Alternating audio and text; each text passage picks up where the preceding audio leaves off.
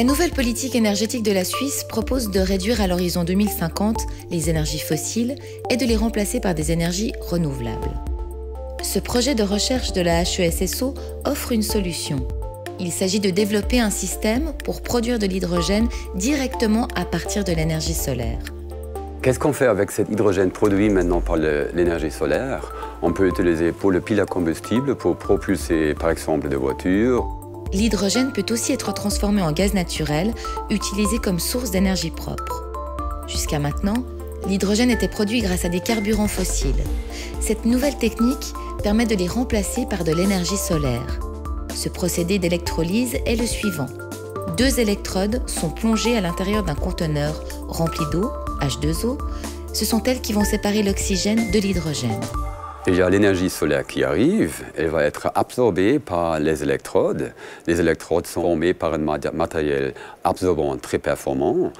Et comme ça, vous pouvez voir les deux électrodes produisent les gaz, hydrogène, oxygène, de manière séparée et très propre, de bonne qualité.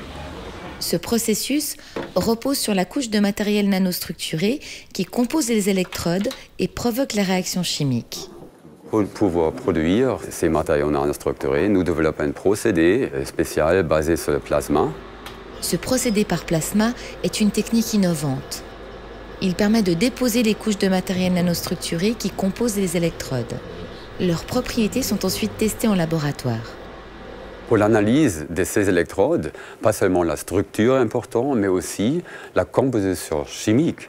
Le microscope électronique que nous disposons ici à l'école, elle contient également un appareil d'analyse chimique.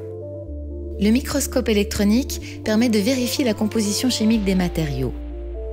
Puis des tests sur un banc d'essai mesurent le fonctionnement du système. Cela permet d'améliorer l'efficacité du procédé et de le transférer vers une future production industrielle. Une fois le savoir-faire acquis, nous pouvons l'appliquer dans plusieurs domaines d'électrochimie, par exemple dans les batteries qui sont utilisées dans les voitures ou pour le stockage d'énergie solaire. Ainsi, nous souhaitons résoudre un des défis majeurs de la société aujourd'hui en utilisant le savoir-faire de la HESSO.